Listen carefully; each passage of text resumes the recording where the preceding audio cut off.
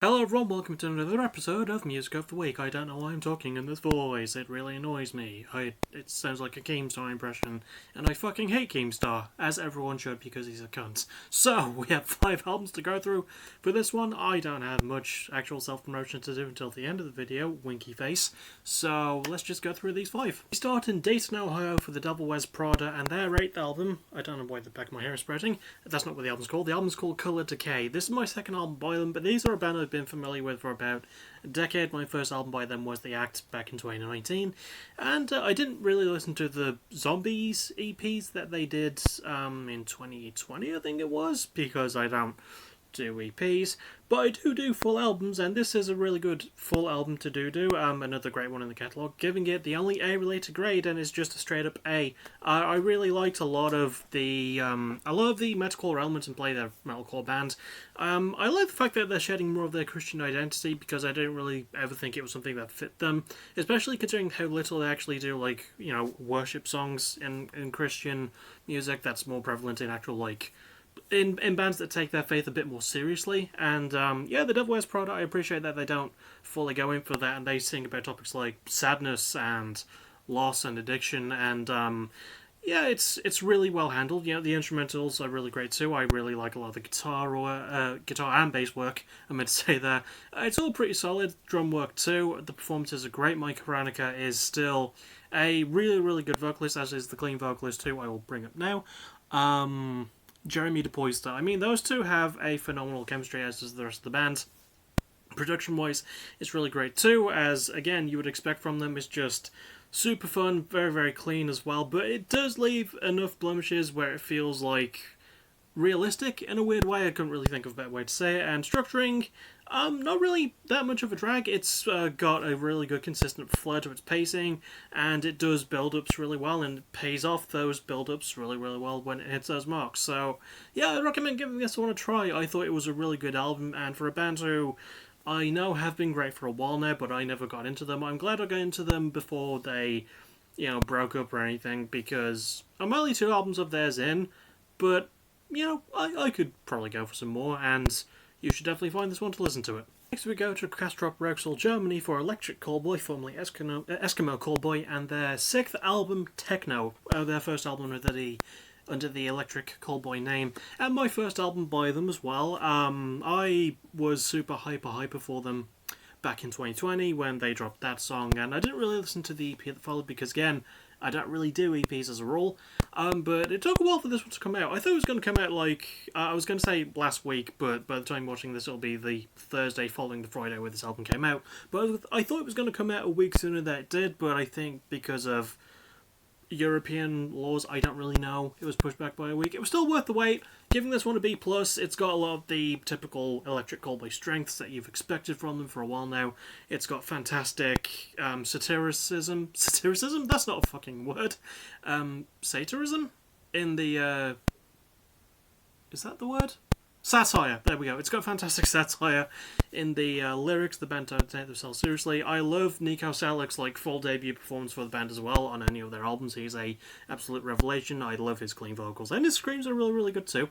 Him and the other lead vocalist, whose name is much more difficult to pronounce, Kevin Watashak, which sounds a bit more Polish than German. I hope that's okay to point out. Anyway, really solid chemistry between them and the rest of the band as well. I love how fucking heavy it is. I love how many pop elements it works in.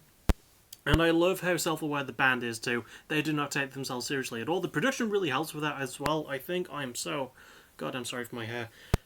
There we go. The production is a really big help with that too. I like how self-aware the production is at the end of the day. It's got a lot of really nice glossy elements, but really turns up the crank when it comes to the bigger, heavier stuff. And structure-wise, it is a bit short for me, but it was no less satisfying, you know. And yeah, instrumental-wise, really heavy, crushy riffs. I mean, it's Electric Callboy. They're just a very fun band to listen to, so if you just want a fun metal album by a band who really do not take themselves seriously, I recommend you go find this one. Next we go to Flogging Molly for their 7th album, Anthem, and before I carry on, I do want to apologise for not pointing out Electric Callboy genre of electronic or /metalcore. there we go, I've covered that. Now we move on to Flogging Molly, who are a Celtic slash folk punk band from Los Angeles, California. I think I already said that. This is their 7th album, and I think I already said that. I just want to cover all my bases. And this is another band I've been quite familiar with for a very, very long time. The only song I remember of theirs is Drunken Lullabies, which I think is the name of an album of theirs too. It is. Oh, back in 2002. God, that album's 20 years old. I didn't know that. Mostly because I heard it like in the mid to late 2000s. That was when I was familiar with them, but I never listened to a full album of theirs until now. And I'm giving this one a B+. I really liked a lot of the emotional storytelling elements to it, and it's something that the band have always covered. And especially lead vocalist and I think primary guitarist Dave King, he puts in a lot of heart into his vocals as well as the delivery of the lyrics. The production's quite nice too, helps all the instruments stand out, from the banjos to the flute to the spoons. Yes, spoons, there's spoons used. Spoons. Fucking spoons. And spoons.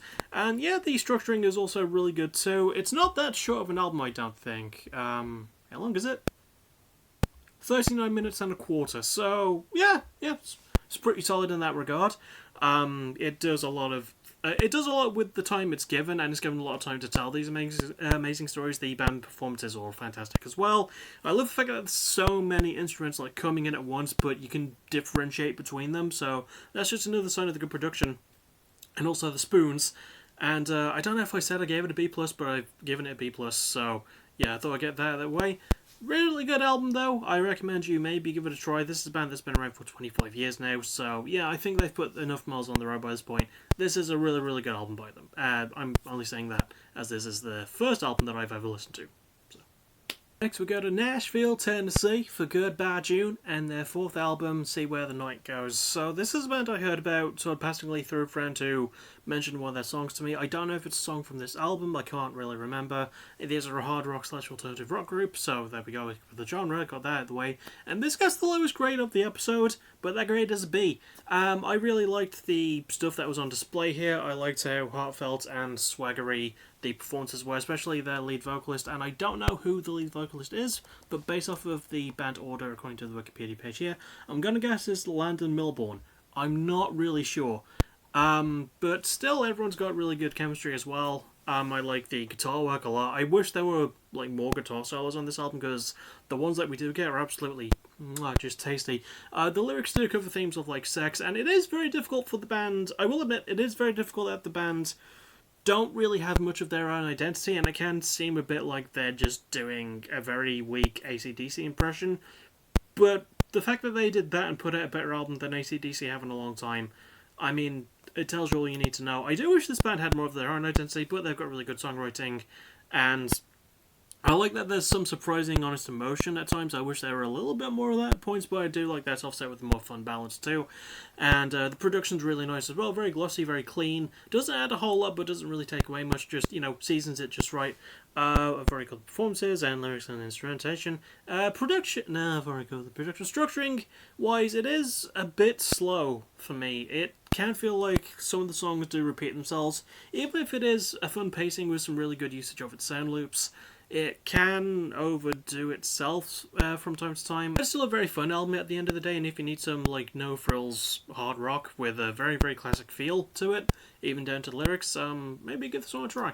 And finally, we don't really go to England.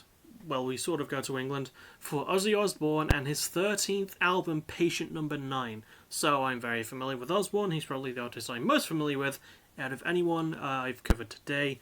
And this is only the second album I've covered by him as well, and the dude can still go. Sorry for my hair. I'm giving this album also a B+. I thought this album was absolutely phenomenal.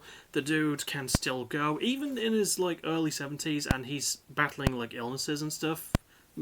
Well, yeah, obviously because he's getting a bit older, but he doesn't really sound that horrible, even if he did. I like to think that the fucking hair. I like to think that the production might have covered any blemishes the album might have. I can't really detect many. The guitar work is phenomenal. I like that Tommy Iommi, Zakk Wylde, Eric Clapton, Jeff Beck all get to perform some really, really good guitar stuff. My favourite song on the album is the one with Eric Clapton on it, because Clapton rules. This is The lyrics do cover his typical themes of depression and death and other mental health themes. And yeah, very, very fun, as you would expect from Ozzy, but he's still one of the best storytellers ever in that regard too.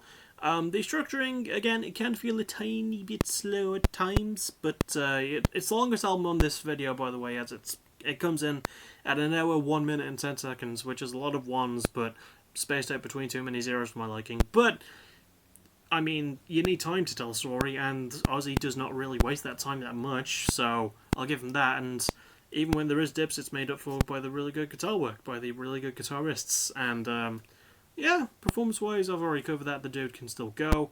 I've pretty much covered everything I need to about the album, but also worth a listen, I think, if you're even passingly an Ozzy fan. This proves that the dude can still go, even at the age he's at, and even with the problems he's been having lately with his health, he can still fucking rip it, so give it a go. And that'll about do it. That is another 5 albums covered. If I had to recommend any of them, I'd recommend all of them, pretty much. I don't really have a preference, even though I would say The Devil Wears Prada's new album, I would recommend you find that, like, the quickest, but I know I'd recommend giving all these a little spin. Even with their weaknesses, they're all still really strong albums, and I quite liked all of them almost equally, although because of the grading system, I have to like some more equally than others, which kind of sucks. It's the old, it's not 1984, Animal Farm sort of mentality.